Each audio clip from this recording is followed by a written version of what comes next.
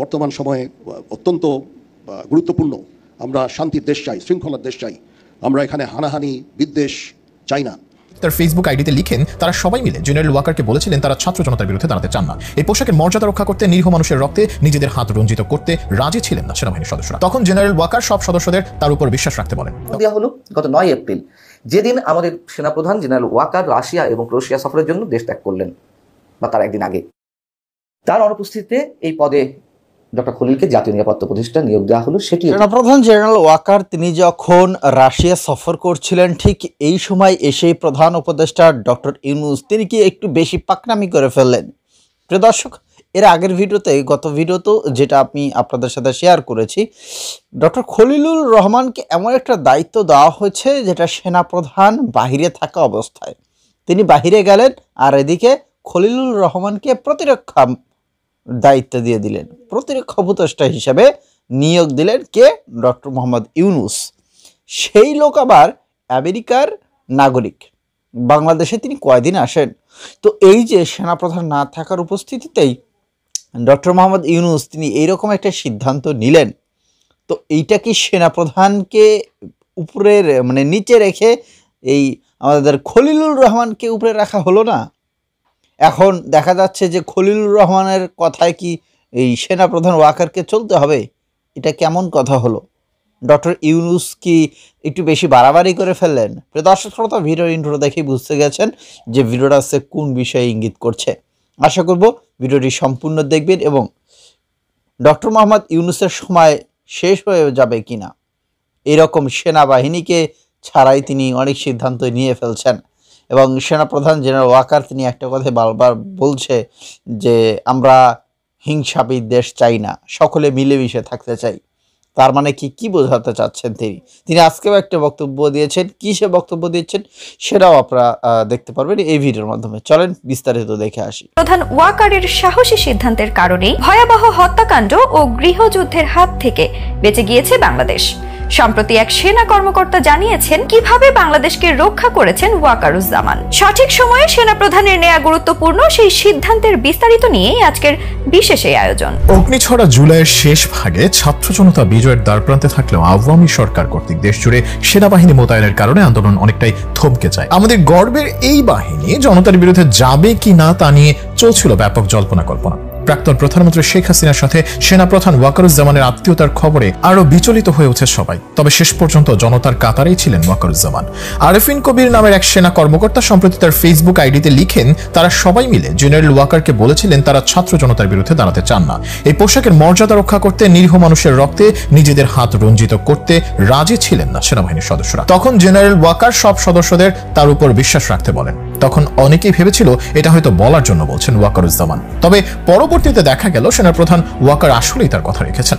তার একটা সিদ্ধান্তের কারণে বেঁচে গিয়েছে হাজারো প্রাণ। কারণ শেখ হাসিনা চেয়েছিল শেষ মুহূর্ত পর্যন্ত কঠোর হাতে সবকিছু দমন করতে। সেনাবাহিনীকে বলেছিলেন মিছিল দমন করতে, তবে সেনাপ্রধান ওয়াকার বলেছিলেন সেটা সম্ভব না। 5 আগস্ট সকালবেলা শীর্ষ আইন প্রয়োগকারী কর্মকর্তাদের সঙ্গে বৈঠকে হাসিনা বলেন, আপনাদের কঠোর হতে হবে, সবকিছু নিয়ন্ত্রণে আনতে হবে। কাজটা কিভাবে করবেন তা নিজেদের মধ্যে আলোচনা করে ঠিক করুন। যদিও পরিস্থিতি বুঝতে পেরে ঘনিষ্ঠজনেরা শেখ হাসিনাকে বলেছিলেন পদত্যাগ করাই ভালো, কিন্তু হাসিনা তাদের কথা শোনেনি। পরিস্থিতি নিয়ন্ত্রণের বাইরে চলে যাচ্ছে দেখে সেনাপ্রধানও বারবার ফোন করে হাসিনাকে পদত্যাগ করতে বলেন, কিন্তু শেখ হাসিনা উল্টো বিক্ষোভ দমনে সব বাহিনীকে আরো কঠোর হতে বলেন। তবে বাহিনীগুলো এতে রাজি হয়নি। পদত্যাগ পত্রে স্বাক্ষর করার আগে হাসিনা পরোক্ষভাবে 3 বাহিনীর প্রধানকে বিশ্বাসঘাতক বলেছেন। তবে শেখ হাসিনার কাছে বিশ্বাসঘাতক হলেও সারা বাংলাদেশের জনগণের বন্ধুর স্বীকৃতি পেয়েছেন জেনারেল ওয়াকারুজ্জামান। কারণ তার ওই সাহসী সিদ্ধান্তের কারণেই দেশ এক সম্ভাব্য গৃহযুদ্ধ থেকে রক্ষা পেয়েছে। ওয়াকারুজ্জামান 16 সেপ্টেম্বর 1966 সালে জন্মগ্রহণ করেন। তার পৈতৃক নিবাস শেরপুর জেলায়। তিনি ওএসপি, এসজিপি, পিএসসি 20 ডিসেম্বর 1885 সালে ইস্ট বেঙ্গল রেজিমেন্টের সদস্য হিসেবে 13তম দীর্ঘমেয়াদী কোর্সের সাথে বাংলাদেশ সেনাবাহিনীতে কমিশন লাভ করেন। সামরিক জীবনের শুরু থেকেই বিভিন্ন কোর্সে ভালো ফলাফলের ক্রমধারায় তিনি ডিফেন্স সার্ভিসেস কমান্ড ও স্টাফ কলেজ মিরপুর থেকে সাফল্যের সাথে গ্র্যাজুয়েশন সম্পন্ন করেন। পরবর্তীতে তিনি joint services command and staff college যুক্তরাজ্য থেকেও গ্র্যাজুয়েট হিসেবে স্বীকৃতি লাভ করেন। তিনি জাতীয় বিশ্ববিদ্যালয়ের আওতায় প্রথম শ্রেণীতে মাস্টার্স অফ ডিফেন্স স্টাডিজ সম্পন্ন করেন এবং যুক্তরাজ্যস্থ King's college university of London থেকে masters of arts in defence studies degree অর্জন করেন। তার সুদীর্ঘ 40 বছরের বর্ণাঢ্য সামরিক জীবন কমান্ড, স্টাফ ও প্রশিক্ষণের অভিজ্ঞতায় পরিপূর্ণ। তিনি 12 ফেব্রুয়ারি 2009 থেকে 8 জুন 2010 পর্যন্ত 17 ইস্ট বেঙ্গল রেজিমেন্টের উপ অধিনায়ক ও অধিনায়কের দায়িত্ব পালন করেন। পরবর্তীতে তিনি 27 জুলাই 2011 থেকে 11 নভেম্বর 2013 পর্যন্ত 2 বছরেরও বেশি সময় 46 স্বতন্ত্র পদাতিক ব্রিগেডের কমান্ডার হিসেবে দায়িত্ব পালন করেন। তিনি জিওসি হিসেবে 2 এপ্রিল 2014 থেকে 23 ফেব্রুয়ারি 2017 পর্যন্ত 3 বছর 9ম পদাতিক ডিভিশন কমান্ড করেন। এরিয়া কমান্ডার, সার্ভার এরিয়া ও জেনারেল অফিসার কমান্ডিং 9ম পদাতিক ডিভিশন হিসেবে তিনি টানা 3 বছর অত্যন্ত সফলভাবে বিজয় দিবস প্যারেড 2014, 15 ও 2016 এর প্যারেড কমান্ডারের দায়িত্ব পালন করেন। এই বিরল কৃতিত্বের স্বীকৃতি স্বরূপ তিনি সেনা গৌরব পদকে ভূষিত হন। সেনা সদর সামরিক সচিবের শাখায় তিনি সহকারী সামরিক সচিব ও উপসামরিক সচিব এবং সামরিক সচিব হিসেবে বিভিন্ন মেয়াদে দীর্ঘদিন কর্তব্যরত ছিলেন। সেনা সদর জিএস শাখার চিফ অফ জেনারেল স্টাফ হিসেবে দায়িত্বভার গ্রহণের পূর্বে তিনি প্রধানমন্ত্রীর প্রিন্সিপাল স্টাফ অফিসার হিসেবে প্রধানমন্ত্রীর কার্যালয় সশস্ত্র বাহিনী বিভাগে কর্মরত ছিলেন।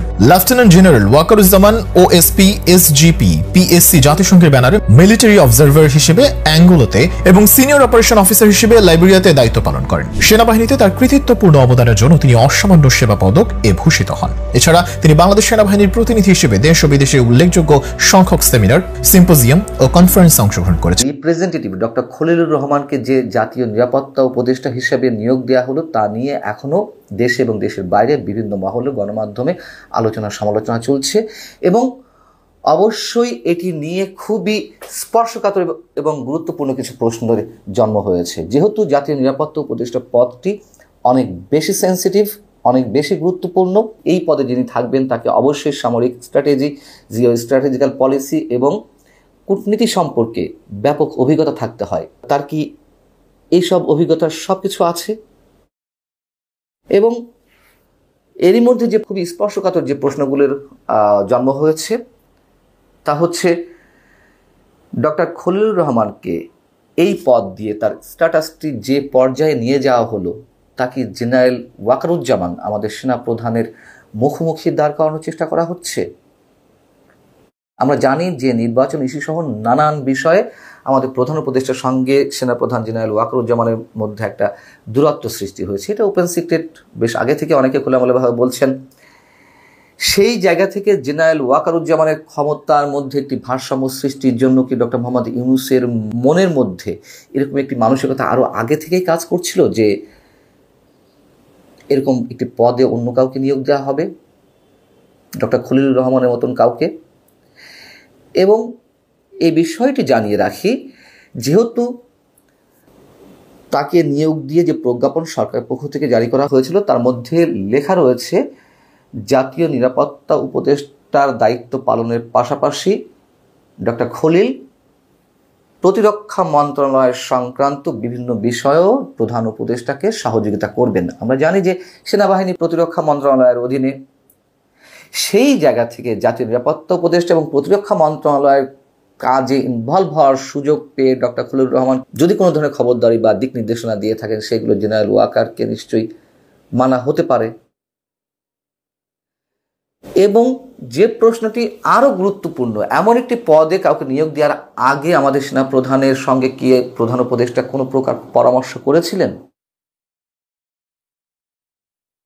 এবং এর চেয়ে বড় বিষয় যেটি সবাই বিস্মিত হয়েছেন যখন তাকে এই পদে নিয়োগ দেওয়া হলো। কখন দেওয়া হলো? গত 9 এপ্রিল, যেদিন আমাদের সেনাপ্রধান জেনারেল ওয়াকার রাশিয়া এবং ক্রোয়েশিয়া সফরের জন্য দেশ ত্যাগ করলেন, বা তার একদিন আগে। তার অনুপস্থিতিতে এই পদে ডক্টর খলিলকে জাতীয় নিরাপত্তা উপদেষ্টা নিয়োগ দেওয়া হলো, সেটি একটি বড় প্রশ্ন। কেন সেই দিনই বা সেই সময়ে ডক্টর খলিলকে এই পদে আনা হলো? এখন বিষয় হচ্ছে কোন পরিস্থিতিতে এমন একটি পদে ডক্টর খলিলকে নিয়োগ দেওয়া হলো, যখন কিনা আমাদের পার্শ্ববর্তী রাষ্ট্র মিয়ানমারের রাখাইন রাজ্য আরাকান আর্মিরা পুরোপুরি দখলে নিয়েছে এবং এমনটা আলোচনা চলছে যে সেনাপ্রধান জেনারেল ওয়াকারের নেতৃত্বে বাংলাদেশের সামরিক বাহিনী আরাকান আর্মির সঙ্গে একটা সম্পর্ক উন্নয়নের চেষ্টা করতে পারবে বা করবে, এবং এটি নিশ্চয়ই রোহিঙ্গা ইস্যুতে অনেক বড় গুরুত্ব ভূমিকা পালন করবে। সেই সময়ে এসে সেনাপ্রধান জেনারেল ওয়াকারুজ্জামানকে কি পাশ কাটিয়ে এই নিয়োগ দেওয়া হলো? 5 আগস্টের পর যখন আইন শৃঙ্খলা পরিস্থিতি ভেঙে পড়ে, যখন জঙ্গিবাদে সংশ্লিষ্ট অনেককে ছেড়ে দেওয়া হলো জামিনের মাধ্যমে, যখন দেশে খুন, ধর্ষণ, সহিংসতার মতন ভয়ঙ্কর অপরাধগুলো ডালপালা মেলতে থাকলো এবং প্রতিহিংসার রাজনীতি তীব্র হয়ে উঠছিল, সেই জায়গাটিতে তো জেনারেল ওয়াকার জীবনের ঝুঁকি নিয়ে তিনি বাংলাদেশকে স্থিতিশীল রাখতে তার একটা ভূমিকা আমরা দেখছি, দেখার চেষ্টা করছি, আমাদের সামনে তিনি তুলে ধরছেন যেভাবেই হোক। এবং কতটা ঠান্ডা মাথায়, কতটা খুব কৌশল অবলম্বন করে তিনি সব কিছু হ্যান্ডেল করছেন।